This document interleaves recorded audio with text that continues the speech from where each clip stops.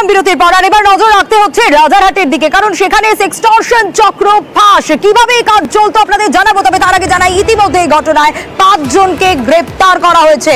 এই সেক্সটর্শন চক্র কারা চালাতো, কিভাবে চালাতো, এই ঘটনায় 5 জন গ্রেপ্তার। আরো বিস্তারিত সান্নিক আমাদের বলবে। সান্নিক, ইতিমধ্যেই 5 জনকে গ্রেপ্তার করা সম্ভব হয়েছে, কারা কারা জড়িত কি জানা যাচ্ছে?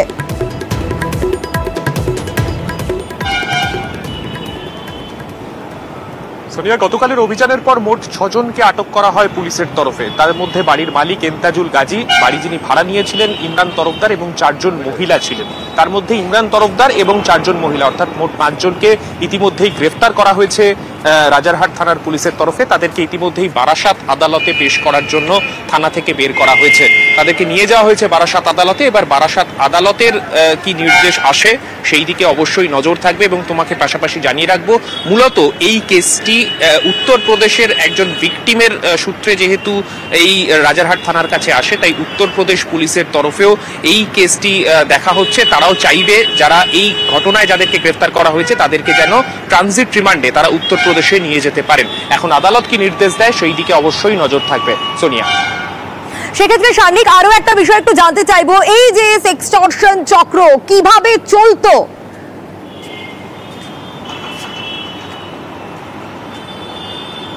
দেখো সোনিয়া, যেমনটা পুলিশ সূত্রে এখনো পর্যন্ত জানতে পারা যাচ্ছে, একটি 3 তলা বাড়ি রাজারহাটে তারা ভাড়া নিয়েছিলেন এই ইমরান তরফদার এবং তার সঙ্গে বেশ কিছু মহিলা, তারা মিলে এই চক্র চালাতেন। যদিও এখনো পর্যন্ত গোটা চক্রে কারা কারা যুক্ত সেই বিষয়ে পুলিশ তদন্ত করে দেখছে। তবে যেমনটা এখনো পর্যন্ত পুলিশ সূত্রে জানতে পারা যাচ্ছে, একটি 3 তলা বাড়ি যার গ্রাউন্ড ফ্লোরে নীল ছবির শুটিং চলতো।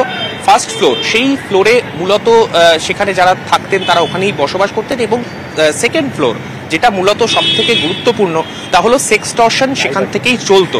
এখনো পর্যন্ত পুলিশ সূত্রে যেটা দাবি, ভিডিও কলের মারফত তারা বিভিন্ন মানুষকে ভিডিও কল করতেন। কেউ যদি ভিডিও কল রিসিভ করলেন, আননোন নাম্বারের একটা ভিডিও কল মোবাইলে দেখে কেউ যদি রিসিভ করেন, সেক্ষেত্রে অশ্লীল ছবি সহ তার সেই ফেস, সেইটাকে নিয়ে কিন্তু একটা স্ক্রিনশট বা স্ক্রিন ভিডিও রেকর্ড করে সেইটাই তাকে পরবর্তীতে ব্ল্যাকমেলিং এর কাজে লাগতো।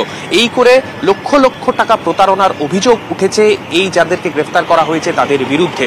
যদিও বাড়ির মালিক এন্তাজুল গাজী, তার ভূমিকাও কিন্তু এখনো পর্যন্ত সন্দেহের রাডারেই রেখেছে স্থানীয় পুলিশ। তারা মনে করছেন বাড়ির মালিকের অজান্তে গোটা বিষয়টা হতো, সেটা আদৌ কিন্তু খুব একটা সন্তোষজনক উত্তর নয়। সেক্ষেত্রে তাকে জিজ্ঞাসাবাদের পর তাকেও গ্রেফতার করা হতে পারে, এমনটাই খবর রাজারহাট থানার পুলিশের তরফে। বেশ সান্নিক।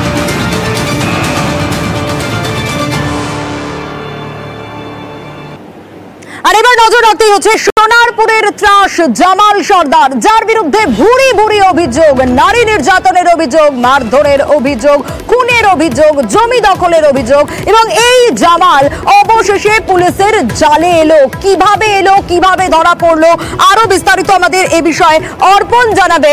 অর্পণ, কিভাবে এই জামাল এলো পুলিশের জালে?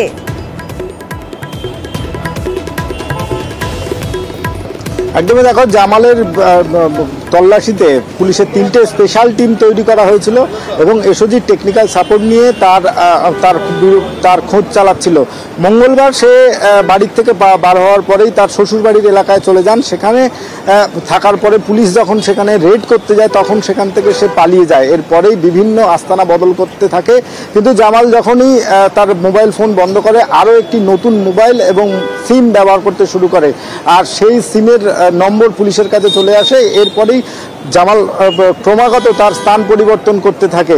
পুলিশের স্পেশাল টিম গতকাল সন্ধ্যে 7টার কাছাকাছি তাকে কেএলসি থানা এবং নরেন্দ্রপুর থানার যে বর্ডার এলাকা রয়েছে সেখান থেকে তাকে গ্রেপ্তার করে এই মুহূর্তে। আর কিছুক্ষণের মধ্যেই এই সোনারপুর থানা থেকে তাকে বের করা হবে, বারুইপুর মহকুমা আদালতে পেশ করা হবে। জামালের বিরুদ্ধে পুলিশের তরফ থেকে যা জানানো হয়েছে, মারধর, খুনের চেষ্টা, শ্লীলতাহানি এবং জোর করে টাকা আদায়, তোলাবাজির অভিযোগ এনেছে।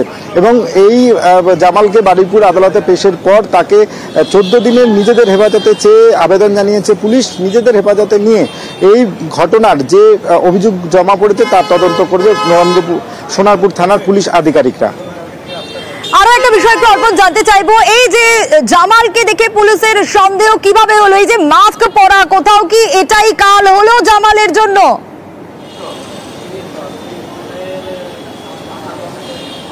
একদমই জামাল যখন থেকেই এই পুলিশ তাকে খুঁজতে শুরু করে, সে যখনই স্থান পরিবর্তন করেছে সে মাস্ক ব্যবহার করতে শুরু করে এবং সে পাবলিক যে গাড়ি সে বিভিন্ন সময় অটোতে, ট্রেনেতে এবং বাসে চড়ে সে যাতায়াত করছিল এবং তার সব থেকে বড় চিন্তার বিষয় ছিল তার পরিবার, তার সন্তান, তার স্ত্রীর জন্য এবং সে যে প্ল্যান করেছিল যে বেশ কিছু দিনের জন্য নিজেকে লুকিয়ে রাখবে এবং পরবর্তীকালে সে যখনই তার পরিবারের সঙ্গে বারে বারে যোগাযোগ করে, পুলিশ সেই নাম্বারের তথ্য ধরেই জামালের খোঁজ পায় এবং পুলিশই প্রথম তার সে ফোনে জানায় যে যেখানে সে দাঁড়িয়ে রয়েছে একজন মাস্ক পরা ব্যক্তি দাঁড়িয়ে থাকবে, সেটাই আমি।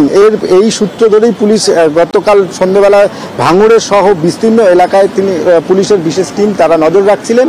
অবশেষে স্ত্রী এবং পুত্রকে সে গাড়িতে তুলে দেওয়া মাত্রই পুলিশ তাকে হাতে নাতে গ্রেপ্তার করে এবং তাকে নিয়ে সোনারপুর থানাতে আসে। রাতে তার মেডিকেল হয় এবং এই ঘটনায় আজ তাকে আর কিছুক্ষণের মধ্যেই বারুইপুর মহকুমা আদালতে পেশ করা হবে। বেশ, মালটা তো অ্যারেস্ট হলো আজকে, ঠিক আছে। আমরা চন্দনেশ্বর আর আমাদের সোনারপুরের যে বর্ডার ছিল ওখান থেকে আমরা অ্যারেস্ট করলাম। তারপরে এবার তদন্ত হবে, ওকে পিসিতে নিয়ে এসে দেখি সব বেরোবে।